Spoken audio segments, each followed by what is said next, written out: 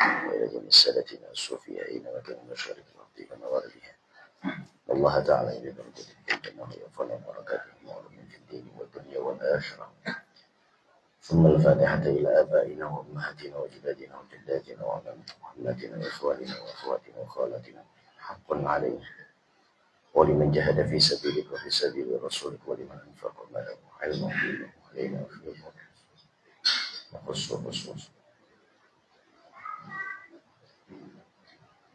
ولأصحابنا المغضوب عليهم والمعلمين بالدين.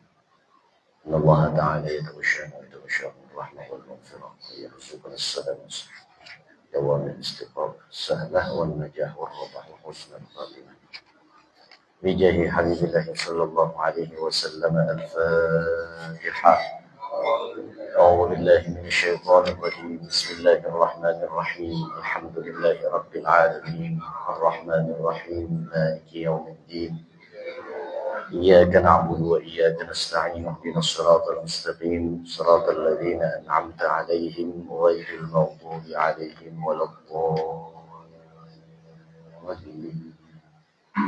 آمين يا مجيب السائلين.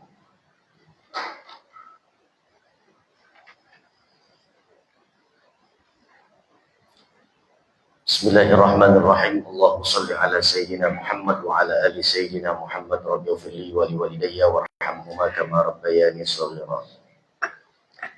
السلام عليكم ورحمة الله وبركاته. وعليكم السلام ورحمة الله وبركاته. الحمد لله الذي بنعمته تتم الصالحات. ثم الصلاة والسلام على سيد السادات سيدنا وحبيبنا ومولانا محمد وعلى آله وأصحابه أولي البهجة والكرامات. سبحانك لا علم لنا إلا ما علمتنا إنك أنت العليم الحكيم. اللهم ارزقنا فهم النبيين وحفظ المرسلين وإلهام الملائكة المقربين برحمتك يا أرحم الراحمين. آمين يا رب العالمين. Amma ba'du, ma'asyiral muslimin, Bapak, Ibu, para jamaah sekalian, para pecinta ilmu, para pecinta ibadah, para pemakmur rumah Allah, Masjid Al-Musannifiyah yang kita cintai bersama ini. Mudah-mudahan kita dan keluarga besar kita senantiasa dalam lindungan Allah Subhanahu wa Ta'ala. Amin ya rabbal alamin. Bersyukur kita kehadirat Allah Subhanahu wa Ta'ala. Pada kesempatan malam hari ini Allah tentukan untuk kita sama-sama berkumpul di dalam rumah Allah untuk kita tunaikan tugas suci kita selaku umat Islam, yang hanya sholat maghrib. Alhamdulillah kita tunaikan secara berjamaah.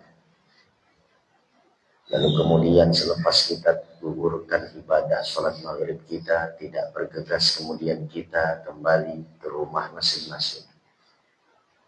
Kita isi kegiatan kita pada peralihan waktu maghrib dan ke isya, untuk kita sama-sama duduk di dalam rumah Allah, bersimpuh, bersujud. Bahkan kita niatkan diri ini untuk menggali informasi terkait tentang ajaran agama Islam secara baik dan benar melalui Al-Quran dan hadis Rasulullah Sallallahu Alaihi Wasallam, yang kemudian kita berikan kesempatan untuk diri ini memahami tentang apa saja pesan-pesan Allah dan Rasulnya untuk kehidupan kita. Tentunya ini adalah merupakan kurnia yang besar dari Allah Subhanahu wa Ta'ala. Kita berharap kepada Allah mudah-mudahan kegiatan ini, nilai i'tikaf ini insya Allah pun Allah akan ganjar dengan pahala yang besar di hadapan Allah Subhanahu wa Ta'ala. Insya Para jamaah sekalian yang dimuliakan oleh Allah Subhanahu wa Ta'ala, melengkapi kegiatan malam hari ini, yakni i'tikafnya kita di dalam rumah Allah sambil kita gelar majelis ilmu, mari sama-sama kita tancapkan niat i'tikaf di dalam rumah Allah Subhanahu wa Ta'ala. Ikuti setelah saya. Bismillahirrahmanirrahim.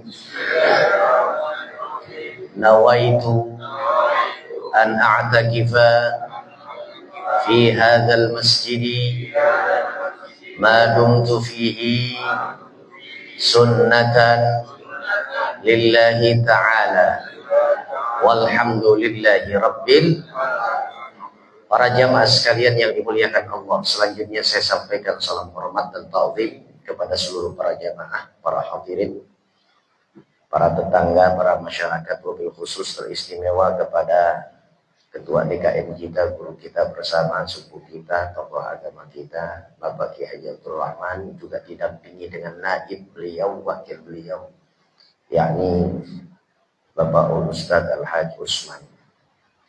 Dan juga ada tokoh masyarakat kita yang punya kawasan, Pak RW kita.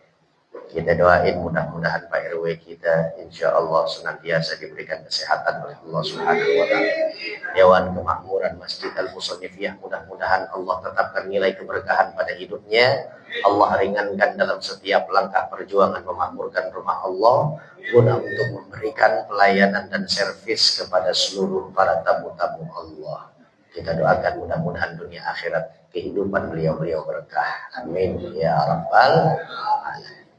Para jamaah sekalian yang dimuliakan oleh Allah Subhanahu wa Ta'ala, kita lanjutkan kajian kita. Silahkan dibuka pada kitab Mukhtarul Ahadits An-Nabawiyah wal Hikam Al-Muhammadiyah dikarang oleh Syekh Sayyid Ahmad Al-Hashimi. Pada halaman ke-29, nomor urut hadis yang ke-34. Silahkan dibuka halamannya ke-29, nomor urut hadisnya yang ke-34. Kita baca bareng-bareng hadisnya. Bismillahirrahmanirrahim. Qala Rasulullah sallallahu alaihi wasallam, ahabbul a'mali ilallahi an tamuta wa lisanuka radhbun min dzikrillahi. Rawahu al-Baihaqi an Mu'adz. Silahkan jamaah yang lagi mau baca fadhal, jamaah yang perempuan mau baca fadhali. Bismillahirrahmanirrahim. Qala Rasulullah sallallahu alaihi wasallam, mau sallallahu alaihi wasallam, ilallahi an ta'uda wa lisanuka radhbun min dzikrillah. Rawahu Baihaqi an Mu'adz. Amal yang paling disukai Allah ialah ketika kamu mati lisanmu masih basah karena menyebut-nyebut nama Allah. Riwayat Baihaqi melalui Mu'adz radhiyallahu anhu. Silahkan jamaah yang perempuan, yang ibu, fadhali.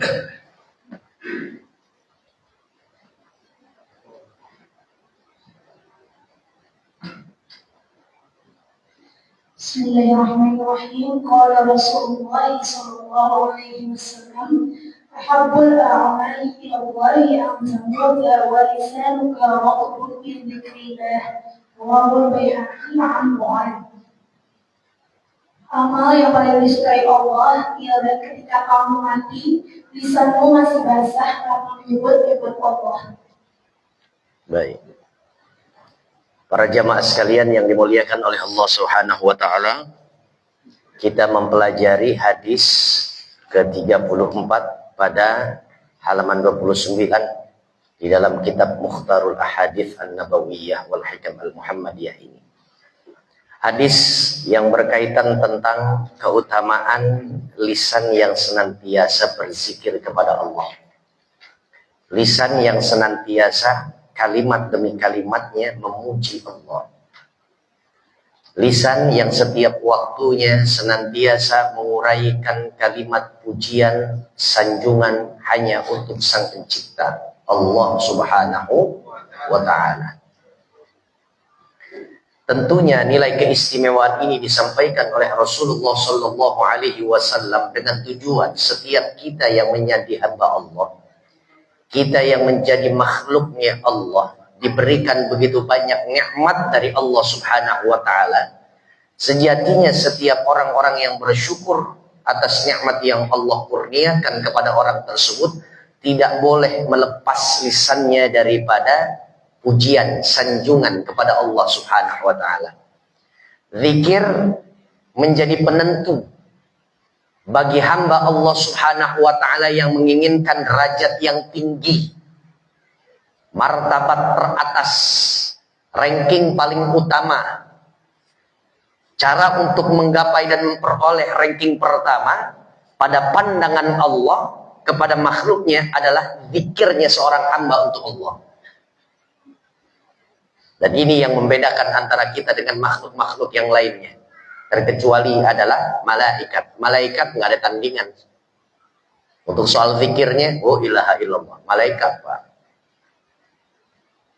Dia kerjaannya aja dua. Sifatnya malaikat, hidup diberikan oleh Allah. Malaikat kan dia makhluknya Allah. Hidup nggak dia? Hidup dengan dimensi yang tentunya berbeda. Nggak bisa kita rasa, nggak bisa kita terawat. Indra kita terbatas, nggak mampu untuk kita melihat malaikat. Cukup diketahui sifatnya malaikat. Allah yang kasih, berikan informasi kepada kita. Sifatnya malaikat pada surat At-Tahrim dikatakan la ya'sunallaha ma amarahum wa yaf'aluna ma yu'marun. Yang namanya malaikat itu kata Allah nih, asal ente tahu nih manusia, seolah-olah Allah sampaikan begitu kepada kita dengan gaya bahasa kita tentunya.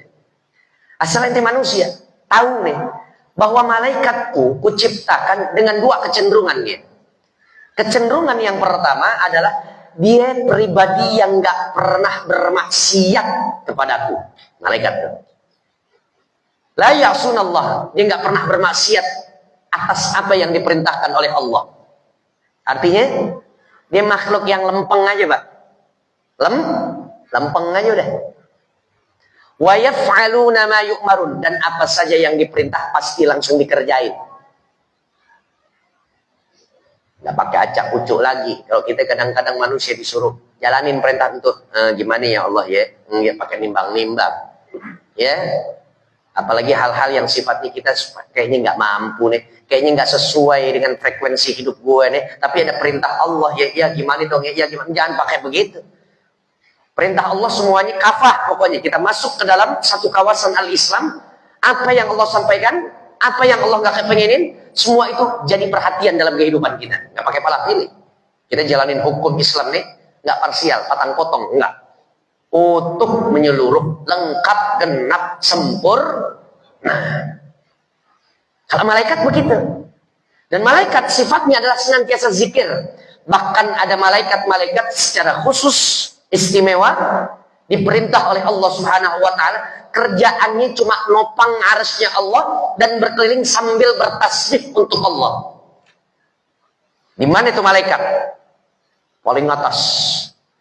Tempat Allah Subhanahu wa taala letakkan juga arwahus shalihin, ruhnya orang-orang soleh. Tempatnya disebut Illiyin. Insyaallah mudah-mudahan tempat kita semuanya. Jadi lapis yang ketujuh tuh, yang paling atas tuh, arsy-Nya Allah Subhanahu wa taala tuh. Makanya kalau ditanya, emang ada penduduk langit? Ada jawabannya dua. Siapa? Malaikat satu, yang kedua arwahus shalihin. Inna arwahas shalihin wan nabiyyin fis sama'is sabi'ah. Tuh, hadis di sini juga ada. Sungguh rohnya orang-orang soleh dan rohnya para nabi-nabi Allah, utusan-utusan Allah, Allah letakkan, Allah tempatkan pada tempat yang paling mulia, Illiyin, atas.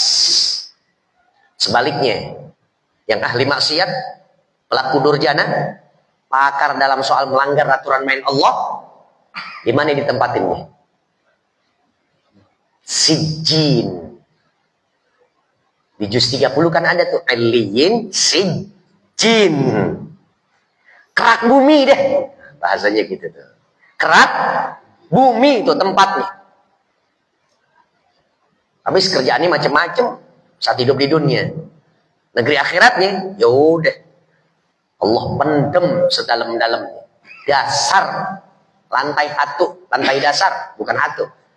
Hatu dan bawahnya masih ada dasar juga. Dasar pakai kerak bumi. Nah, ada malaikat-malaikat yang berzikir kepada Allah Subhanahu wa taala. Sementara kita, kecenderungan kita punya hawa nafsu. Kalau tadi itu malaikat punya sifat senantiasa melakukan apa yang Allah perintah dan nggak pernah bermaksiat kepada Allah, lantaran malaikat nggak ada diciptakan oleh Allah naluri pada diri dan kehidupan mereka hawa nafsu. Kalau kita ada hawa nafsu. Makanya kalau kita nih manusia, kendati ada hawa nafsu, tapi kecondongan diri kita tetap menjunjung tinggi nilai-nilai Allah, syariat Islam, sunnahnya Nabi besar Muhammad SAW. Padahal kita ada hawa nafsu manusia, tapi kerjaan kita baik terus. Nah, orang dulu, gaya orang Betawi bilang, bisi orang lempeng gue, dicaci, dimaki, direndahin, masyarakat semuanya udah cemooh, fitnahan ke dia semuanya, tapi dia nggak pakai ngebales tuh. Emang malaikat tuh orang tuh. Dulu bilangnya begitu. Emang malaikat tuh. Padahal kita punya hawa nafsu. Artinya potensi untuk melakukan pelanggaran terhadap Allah dan juga aturan mainnya itu besar. Kalau malaikat dikatakan oleh Allah la ya'sunallah, dia nggak bermaksiat karena memang nggak ada hawa nafsunya. Makanya sebaik-baik makhluknya Allah adalah manusia. Kalau dia bisa melebihi daripada derajatnya malaikat, punya hawa nafsu, tapi bisa dikontrol, bisa dikendaliin, sehingga dia punya gaya hidupnya seperti malaikat. Mantap nih pokoknya. Bertetangga sama orang yang kayak begini juga enak banget gitu Pak. Adem ayem pokoknya.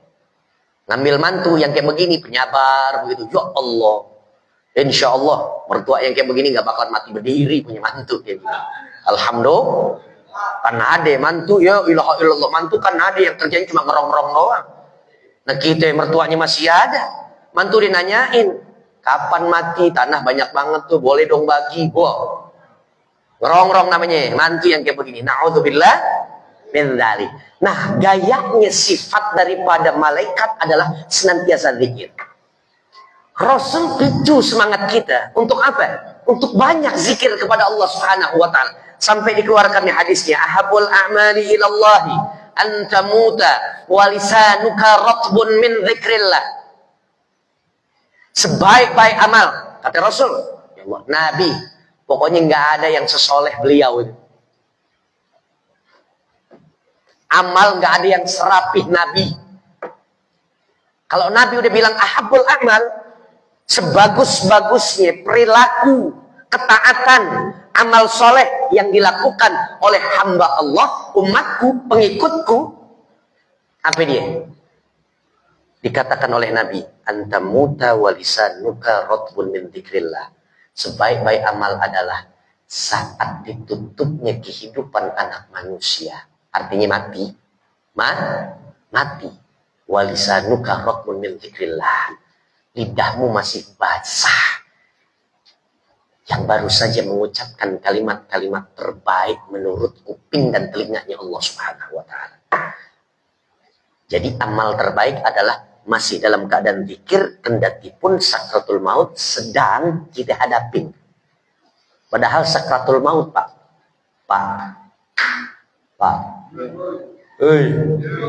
Jamaah. Mukanya kemari, melotot matanya juga kemari, dipanggil nggak ada yang nyam. Bu, wow, enak yang ibu. Sebet deh kalau disautin, manggil disautin cepet. Alhamdulillah. Orang yang namanya lagi sakratul maut, Pak, lagi sakratul maut, ya Allah. Kita pernah ngerasain sibuk. Sesibuk apapun kita di dunia, masih kalah sibuk kita saat kita sakratul maut demi Allah. Ustaz udah pernah ngalamin sakratul maut? Belum. Itu ucapan daripada kita punya guru-guru dan keterangan-keterangan riwayat hadis. Orang kalau misalkan nggak terbiasa dia berzikir saat hidupnya, maka sakratul mautnya untuk ngucapin kalimat, jangankan yang panjang-panjang nih, subhanallah walhamdulillah wala ilaha illallah wallahu akbar la haula wala quwata illa billah asyhadu an la ilaha illallah wa asyhadu anna muhammadar rasulullah la ilaha illallah. Kalimat zikir-zikir yang kita tahu, nggak usah yang panjang-panjang. Sekedar nyebut Allah, Allah, Allah. Lafzul jalalah terucap pada lisan kita. Saat kita sakratul maut, itu perlu perjuangan banget, Pak. Kenapa? Saat sakratul maut adalah puncak klimaks iblis itu kegoda kita, umat Islam. Biar pada tahu nih. Biar pada paham. Kumpulnya iblis adalah saat sakratul mautnya seorang muslim. Untuk apa maksudnya daripada kumpul? Reuni dia. Bukan. Dia berjibaku. Satu sama lain, saling tolong menolong untuk apa? Mengecohkan keimanan ini manusia muslim agar begitu dia mati meninggal dunia copot imannya. Makanya titik perjuangan kita bukan saat kita lagi dapat musibah, bukan. Saya ingat tuh Ustaz tuh, masa pahit saya yang betul-betul tidak akan pernah mengalahkan lagi. Masa pahit saya itu di tahun sekian, saya kena PHK, istri sakit, anak kemudian kena masalah kriminal di kepolisian, ini itu semuanya tumplak-blak di tahun itu Ustaz, nggak ada yang ngalahin. Ente belum pernah ngerasain sakratul maut. Segala urusan kita yang menurut kita nggak bakalan mampu, Allah berikan ujian itu pada tapal batas akhir kehidupan kita. La haula wala quwata illa billah. Dan ternyata yang akan menolong warna sakratul maut kita seperti apa? Mudah apa sulit? Kita geringsangan apa harmonis seduh batin kita? Tergantung warna amal kita saat kita masih ada di dunia ini. Hari-hari kita lah yang menentukan gimana sakratul maut kita nanti. Kan Nabi yang bilang, siapa orang yang terbiasa melakukan satu aktivitas di dunianya, maka kemungkinan terbesarnya Allah akan matikan dalam keadaan tersebut. Baru beberapa hari setelah kita lebaran, masih bilangan Syawal 10 hari pertama kalau nggak salah. Saya punya jamaah di daerah Menteng Atas Nurul Jihad, kita lagi ngobrol-ngobrol, dia tiba-tiba langsung ketawa sambil megang HP begitu. Wah, mati. Sambil megang joran, Ustaz lihat tuh video. Mati lagi mancing. Ditelusurin, wah, aneh kenal nih, sohib aneh nih. Emang nggak ada hari tanpa mancing. Allahu Akbar, Allahu Akbar, Zuhur. Lagi kedet dia. Lagi narik. Apa bilang? Strike. Strike. Asar begitu juga. Allah punya undangan. Ntar dulu. Tanggung. Maghrib. Masih di pojokan. Ada bahkan yang orang mancing itu sampai ke tengah laut. Ada yang bagan-bagan itu Pak. Yang cuma pakai galah doang. Nangkring galak. Yang neranginnya bukan di bohlam. Neon bukan. Di bawah rembulan purnama. Namanya laut kan gelap. Dibetah tuh. Pokoknya namanya hobi sih. Ya, namanya hobi. Cuman lagi-lagi. Setiap kita ini punya memori soal aktivitas kehidupan kita. Yang nantinya kita sendiri yang bakalan ngelihat, kita sendiri yang bakalan nonton film dokumenter kita. Mana lebih banyak kehidupan kita? Banyak di masjid atau banyak di tempat tongkrongan? Kita iktikaf di dalam majelis ilmu atau justru kebanyakan kita di pasar? Mohon maaf. Pasar bukan dalam rangka kita soal nafkah doang, enggak, maksudnya nongkrongnya. Nongkrongnya. Yang sifatnya sia-sia, terhambur-hamburkan, hilang begitu saja waktu. Itu yang sifatnya sia-sia tuh. Belum lagi kalau yang biasanya maksiat. Ya. Tiap hari nggak cerita tentang apa? Gaplaynya, kartu. Orang biasa baca Quran, seringkali itu saya. Ngelihat orang lagi baca Al-Quran, terus lalu kemudian matinya di atas lembaran mushaf Al-Quran yang dia lagi baca. Dari daerah mana itu ya? Lagi kori dia. Ada videonya ya. Belum lama ustazah yang lagi mimpin tahlil, mimpin zikir di Asyafi'iyah. Iya. Enak nggak tuh mati begitu? Lakonin dong sering-sering tuh. Kan prinsipnya begitu. Allah akan matikan seseorang pada satu kebiasaan dan aktivitas yang seringkali dominan dia lakukan di dunianya. Mudah-mudahan kita yang doyan ngaji, mati kita dalam keadaan ngaji. Pokoknya isyarah tentang husnul khotimah dapat banget. Dapat banget. Orang yang lagi tahajud matinya saat di atas sejadah sujud terakhirnya dia tahajud pokoknya. Insya. Orang yang demen bohong pas lagi ngebohong mati blak udah. Betul.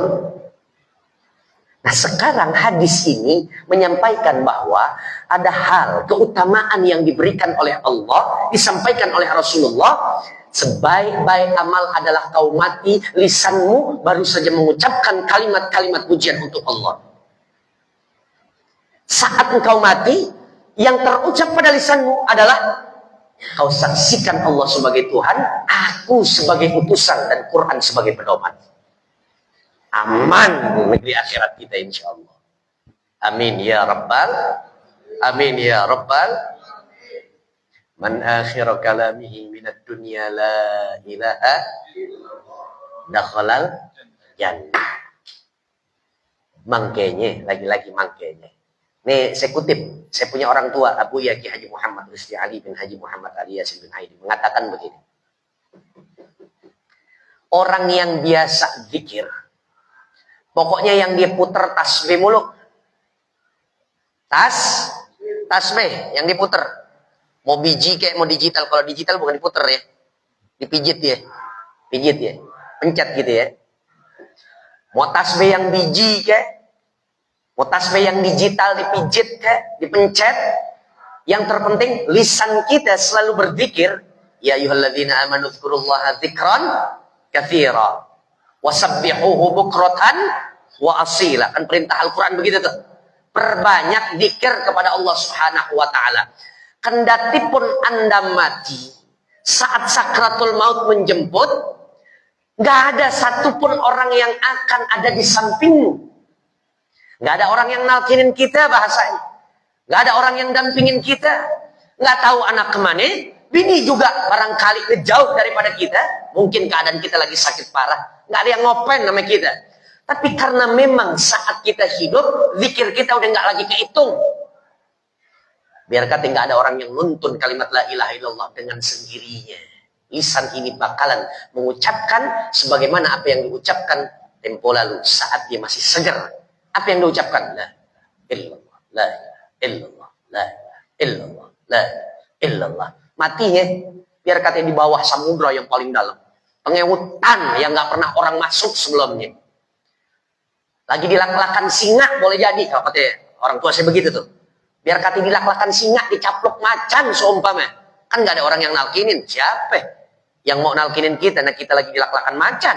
Nggak ada yang berani dekat, betul? Kalau lidah kita tetap ucapnya la ilaha illallah saban waktu, maka Allah yang akan nuntun lisan kita sendiri. Oh, banyak orang tua yang bangga saat ditalkinin sama anaknya. Banyak juga anak yang merasa bangga berguna di depan mata bapaknya. Saat bapaknya meninggal dunia, gue yang nalkinin. Tapi berapa banyak para syuhada, para wali-wali Allah yang mungkin saat dia meninggal dunia, yang nalkinin bukannya lagi makhluk, tapi yang nalkinin mandu adalah langsung Khalik, Tuhannya, Allah Subhanahu wa ta'ala. La haula wa la quwata, la haula wa la quwata. Lagi-lagi ini cerminan setiap aktivitas kita, kerjaan kita di dunia ini, cerminan nanti sakratul maut kita gimana. Jangankan soal gimananya, di mananya aja kita nggak tahu. Kapannya kita nggak paham. Iya Pak, ya Allah tebak-tebakan, namanya maut tebak-tebakan. Kayak sang iya banget nih yang ngomong nih soal maut. Padahal dia nggak tahu nih kapan mautnya. Betul Pak? Saya sendiri nggak ngerti, saya mampu apa nggak ngucapin la ilaha illallah. Gaya retorikanya sih boleh aja, nah di depan jamaah. Perform dong. Kalau kata artis sampai perform. Tapi lagi-lagi memang begitu. Dorongan kita bicara ini adalah sebuah harapan. Saya juga kepengen mati dalam keadaan husnul khatimah, ucapan saya asyhadu an la ilaha illallah wa asyhadu anna muhammadar rasulullah, la ilaha illallah. Kepengen banget. Random banget soalnya. Kita punya mati itu random banget. Random, demi Allah. Acak maksud saya. Acak. Saya nggak tahu, jamaah juga nggak paham. Perlu bukti. Ayo saya lontarin pertanyaan. Siapa di antara sekian banyak jamaah yang paham kapan dia mati? Dalam keadaan apa? Terakhir orang yang dia temuin siapa? Coba. Nggak ada yang tahu. Kalau ada yang tunjuk tangan, saya Meki Abdurrahman bakal berguru sama dia. Demi Allah, salim kita. Cuman memang ketetapan daripada Al-Quran, Allah sudah katakan, putusannya mutlak, sifatnya absolut pasti. Wa ma tadri nafsun madza taksibu ghadan, wa ma tadri nafsun bi ayyi ardin tamut. Enggak ada manusia yang mengerti besok dia bakal ngelakuin apa ya? Maksudnya dalam arti memastikan. Schedulein sih boleh. Apa schedulein tuh ya? Ngejadwalin, ngeplan, ngerencanain, silahkan. Cuman putusannya di tangan Allah. Ana urid, anta turid, wallahu fa'alul lima yurid. Jangan Arab tuh bilang begitu tuh. Gue punya kepengen, lo punya mau, tapi semua kepengen dan keinginan kita ada pada ketentuan Allah Subhanahu wa taala. Dialah fa'alul lima yurid, yang maha kepengennya pasti terjadi. La haula wala quwata wa ma tadri nafsun bi ayyi ardin tamut. Dan enggak ada manusia yang bisa memastikan, menjamin di tanah mana telapak kakinya terakhir napakin bumi sebelum nantinya dia dikebumikan. Gedenya di Malang, kerjanya di Malang, berkeluarganya di Malang, tuanya di Malang. Begitu dapat kesempatan 2025 1446 Hijriah ini berangkat ke Saudi. Dia ibadah haji. Nggak taunya meninggal di sono. Ada keluarganya yang paham, nggak tahu. Jangankan keluarga, yang punya diri nggak ngerti. Lahir di Malang, kecil tumbuh besar, dewasa, remaja juga di Malang. Kerjanya di Malang, kemudian juga berkeluarga di Malang. Sampai tuanya di Malang. Begitu dapat kesempatan, berangkat tahun ini, jadi Duyufur Rahman, di sono meninggal. Kalau di Madinah di Baqi. Kalau di Mekah di Malah. Meninggalnya di tanah orang. Siapa yang tahu? Nggak ada yang paham. Oleh karena kita punya maut itu semuanya nggak ada yang tahu, maka persiapkanlah setiap harinya itu hari kematianku. Sehingga apa? Dorongannya adalah zikir, zikir, zikir, zikir, zikir. Kan gitu tuh. Ini hari lewat. Asar kita nggak dijemput sama Israel. Maghrib kita masih ada beberapa menit sebelum ketemu Isya. Israel boleh jadi udah nguntit dari rumah sebelum maghrib. Sebelum maghrib. Belum masuk Isya ditegrep sama Israel kita. Boleh jadi. Atau Isya lewat lagi kita. Emang belum ada ajalnya. Tapi begitu selesai sholat Isya, belum lagi kita ketemu anak bini. Padahal nggak jauh rumah kita. 4, 5, 6, 7. 7 rumah dari belakang Al-Musannifiyah. Udah tinggal 2 rumah lagi. Ada gajlukan, kesandung. Begitu kesandung, jantung kita nih. Jidat, kena. Apa? Sudut, bagian paling lancip. Tong sampah tetangga kita. Dek aja. Pembuluh darah pecah. Dibawa ke Agung. Nggak ada lagi alat yang paling canggih, RSCM. Belum ketemu subuh. Inna lillahi wa inna ilaihi. Padahal tinggal berapa langkah lagi ketemu bini anaknya. Anak cucu mantunya. Betul. Berarti terakhir dia ketemu sebelum maghrib. Sebelum berangkat kemari. terakhir ketemu bininya, terakhir ketemu anaknya. Nggak ada yang siap-siap. Ada yang siap-siap, tahu hari kematiannya. Tahu siapa? Tahu siapa? Freddy Budiman. Siapa Freddy Budiman? Hah? Bandar narkoba. Kena eksekusi mati. Siapa yang bilang enak tadi? Benar, enak. Satu sisi dia punya dosa yang Masya Allah besar di mata Allah. Satu sisi lagi, dosa yang besar itu berdamping boleh jadi dengan taubatnya dia. Sebab sipir-sipir punya pengakuan persaksian begitu. Akhir daripada dia menjelang hari di mana eksekusi itu terjadi, atau para eksekutor udah siap-siap, katanya sipir-sipir itu melihat nggak ada yang namanya kegiatan selain Quran dibaca mulut sama dia katanya. Dapat seminggu berapa kali hatam katanya. Siapa? Freddy Budiman.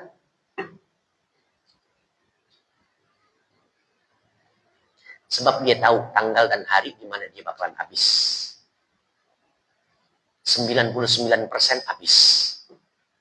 1%-nya kuasa Allah. Kuasa Allah. Makanya Ustadz Adi Hidayat, coba buka di YouTube deh. Iri dengan kematian Freddy Budiman. Keynote-nya begitu tuh, keyword-nya begitu tuh. Coba tulis deh. Atau udah ada yang pernah nonton videonya. Kata Ustadz Adi Hidayat begini. Ada nilai plus yang diberikan oleh Allah Subhanahu wa Ta'ala pada kematian Freddy Budiman. Gembong terbesar soal narkoba. Maaf, bukan di Indonesia katanya. Boleh jadi di kepala sindikat se-Asia katanya. Termasuk pembesarnya. Cuman di ujung hayatnya Allah muqallibal qulub. Allah yang maha membolak-balikkan hati. Allah bikin dia taubat. Meskipun taubatnya sebab dia tahu kapan dia mati, makanya dia taubat. Enaknya di situ tuh. Enaknya di situ. Sementara kita yang belum tahu kapan mati kita, kadang-kadang masih nanggungin maksiatnya. Sebab kita nggak tahu kapan terakhir garis finish kita. Betul nggak, Pak? Kalau kita tahu, ya Allah, jadi tokek masjid Al-Musannifiyah kita. Demi Allah, punya rumah, punya bini, punya anak, kita nggak mau balik ke rumah. Di sini aja. Tapak kaki kita habis nih semuanya. Ceplakan kita semua ini. Kita sujud di sono, kita sujud di sini. Malam boleh jadi kita nggak tidur. Tahajud aja, nangis saja. Karena tahu kapan waktunya kita meninggal. Kalau nggak tahu, Masya Allah, kadang-kadang ya lagi los.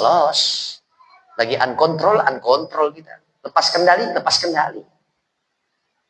Freddy Budiman sampai aja bilang iri dari sisi kematiannya, bukan proses jalan menuju spiritualnya ya. Kalau proses jalan menuju spiritualnya cukup Masya Allah terjal banget, dia punya gaya kehidupan. Ya bandar narkoba, bayangin. Berapa banyak generasi bangsa kita yang akhirnya tumbang karena sebab ulahnya dia. Cuman di penghujungnya begitu juga. Cakep begitu. Ada lagi kalau cerita orang-orang tua dulu nih, ke Pak RW. Ada penjahat ulung dulu namanya Husni Kasdut ya. Iya. Husni pembobol bank katanya. Pencurian dia paling jagonya katanya. Betul. Cuman beberapa kesaksian orang-orang terdekatnya, Husni Kasdut mati dalam keadaan bertaubat dengan sesungguh-sungguhnya taubat. Di balik dia rujuk kepada Allah Subhanahu wa Ta'ala. Nah kita yang kadang-kadang gaya kita ini orang musolahan. Orang bilang katanya kita jamaah aktif al-musannifiyah. Tapi ribuan kali maaf saya harus ucapkan. Nggak akan ada jaminan meskipun sedikit bagi diri kita. Mati dalam keadaan kita. Sesuai dengan disebut apa oleh masyarakat yang di sekitar sini. Katanya gaya kita. Wah pokoknya udah alim deh pokoknya. Alimnya maksudnya bukan ulama ya. Alim tuh maksudnya soleh deh. Nggak taunya pas begitu kita lagi ngaco. Sekali-kalinya kita ngaco. Datang pas sakratul maut kita. Apes kalau kata orang sekarang bilang. Apes. Makanya saya pesan. Sama yang pada betato. Yang sekarang nih, belum sholat maghrib. Bahkan sholat isya nih, dia denger nih. Tapi kemudian akhirnya dia nggak mau jawab panggilan Allah. Nggak mau penuhi seruan Allah. Jangan pakai ngerasa hati kita jauh lebih baik daripada dia. Jangan pakai begitu. Betato. Apaan umbar aurat kayak begitu. Demi Allah. Kita nggak tahu. Boleh jadi berbalik nanti keadaannya. Dia yang sampai saat ini belum ngerti agama. Tapi nanti Allah dengan caranya Allah yang akan membuat dirinya paham tentang agama. Kemudian sampai matinya dalam keadaan demikian. Kita yang ujung-ujungnya akhirnya ada istilah bosan soleh. Bosan soleh. Soleh ada bosannya loh. Hati-hati. Ya Allah, dari gue kecil udah TPQ, Taman Pendidikan Kur. SD-nya gue udah SD IT. SMP-nya SMP IT. SMA IT. Atau di pondok pesantren. Selesai di pondok pesantren, gue disekolahin. Kemana? Ke Arab, sono jauh. Begitu sampai sini, gue ngaji, ngajar, gue dakwah. Kok hidup gue begini aja ya? Kayaknya lempeng-lempeng aja ya. Sekali-sekali gue pengen main. Kemana? Ke pub malam. Ke diskotik. Nggak taunya Israel depan pintu diskotik. Udah nungguin, mana lo datang nggak lo? Begitu datang juga ajalnya. Lihat. Cuman sekali. Tapi sekalinya telak. Ditapal batas akhir kehidupannya. Di garis finisnya. Tergantung bagaimana kebijaksanaan Allah Subhanahu wa Ta'ala. Di hari keadilan ditegakkan oleh Allah Subhanahu wa Ta'ala. La haula wa la quwwata. Dalam hadis ini faedahnya kita ambil istifad minal hadis. Apa? Yuk sama-sama perbanyak kita zikir kepada Allah Subhanahu wa Ta'ala. Latihan kita udah sering. Di mana latihan kita? Di dalam sholat kita zikir terlampau banyak. Allahu Akbar, kita besarkan Allah. Kita sanjung Allah yang maha besar. Artinya saat kita katakan Allah yang maha besar, semuanya kecil. Semuanya di mata kita kerdil. Kecuali Allah yang maha besar. Makanya perkara-perkara, selain perkara Allah dalam sholat kita, nggak usah pakai kita pikirin. Kan kita bilang, yang maha besar Allah. Berarti udah, saat ini kita sama Allah aja udah. Ada zikir lagi di dalam sholat kita. Subhana rabbiyal azimi wa bihamdi. Segala puji bagi Allah yang maha agung, dengan segenap sanjungan untuknya.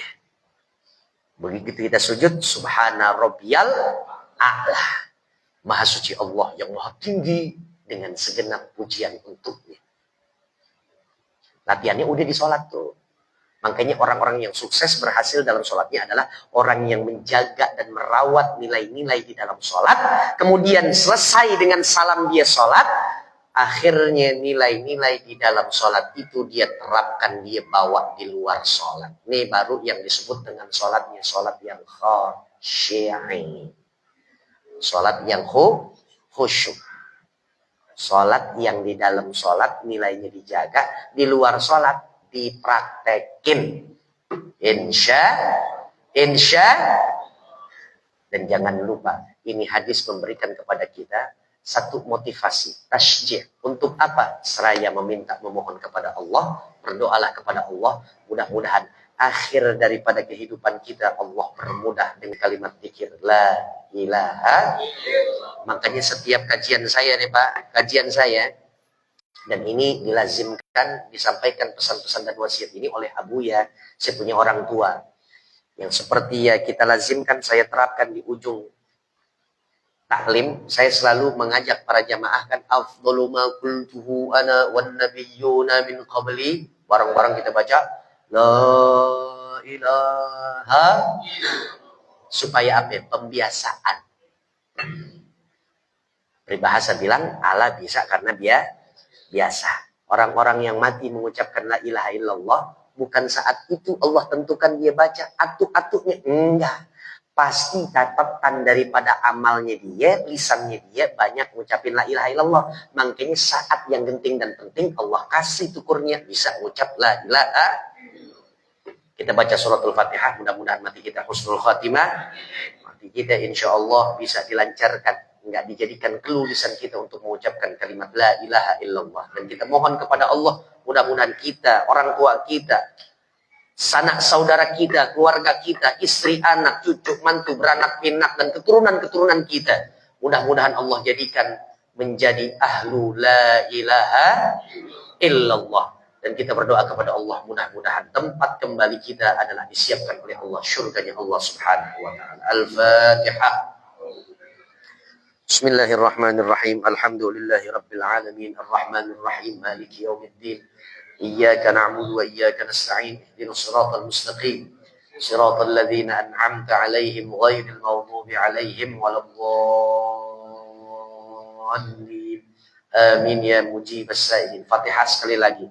Untuk siapapun pada tahun ini yang dapat kesempatan untuk menunaikan ibadah haji, menunaikan rukun Islam yang kelima, berziarah ke Makkah Al-Mukarramah, kemudian masuk dan merapat ke Masjidil Haram, yang di dalamnya ada Ka'bah Al-Musyarrafah, kiblat umat Islam seluruh pelosok dunia. Kemudian dia bergeser ke Madinah, masuk ke kota kecintaan Rasul, lalu kemudian masuk kembali ke Masjidin Nabawi, lalu kemudian dia menetap di Raudhah. Beberapa saat dia di Raudhah mengucapkan kalimat salam penghormatan, salam kesejahteraan untuk kekasihnya, yakni baginda Rasul. Kita doakan mudah-mudahan haji mereka, para jamaah haji kita insya Allah mendapatkan pahala yang mabrur. Segala bentuk perjalanannya diberkahi oleh Allah subhanahu wa ta'ala. Allah berikan aman dan selamat, baik dirinya maupun keluarga dan perbendaharaan yang ditinggalkan di rumah mereka masing-masing. Mudah-mudahan Allah lah sebaik-baik penjaga. Dan kita doa, mudah-mudahan kita yang belum berkesempatan tahun ini, mudah-mudahan Allah panggil kita di tahun-tahun mendatang. Allah berikan kesempatan kita menunaikan ibadah haji, insya Allah sebelum Allah cabut nyawa kita. Ala hadhihi niyah wa ala kulli niyatin salihah wa ila hadratin Nabi Mustafa Rasulullah sallallahu alaihi wasallam. Al-Fatihah. A'udzu billahi minasyaitonir rajim. Bismillahirrahmanirrahim. Alhamdulillahi rabbil alamin. Ar-Rahmanir Rahim. Maliki yaumiddin.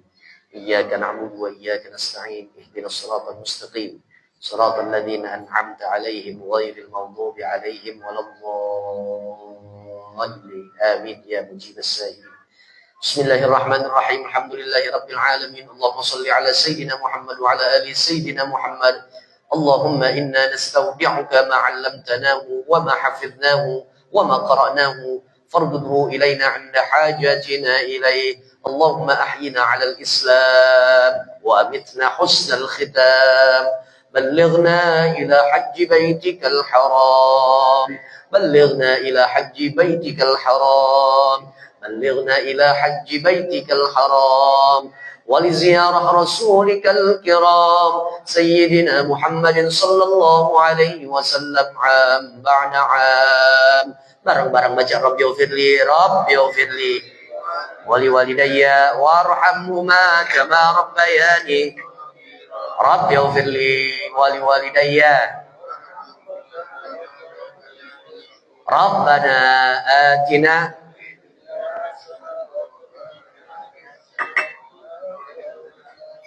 raditu billahi rabba wa bil islami dina. Ya Allah biha, ya Allah biha, ya Allah bihusnil. Bismillahilladzi la yadurru ma'a ismihi syai'un fil ardi wala fis sama'i wa huwas sami'ul 'alim. Afdalu ma qultuhu ana wan nabiyyuna min qabli.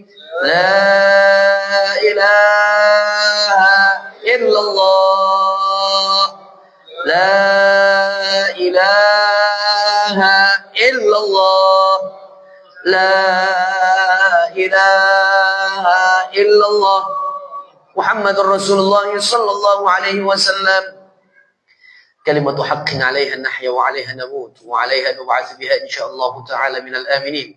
Wa sallallahu ala sayyidina Muhammad wa ala ali sayyidina Muhammad walhamdulillahi rabbil alamin. Thumma assalamu alaikum warahmatullahi wabarakatuh.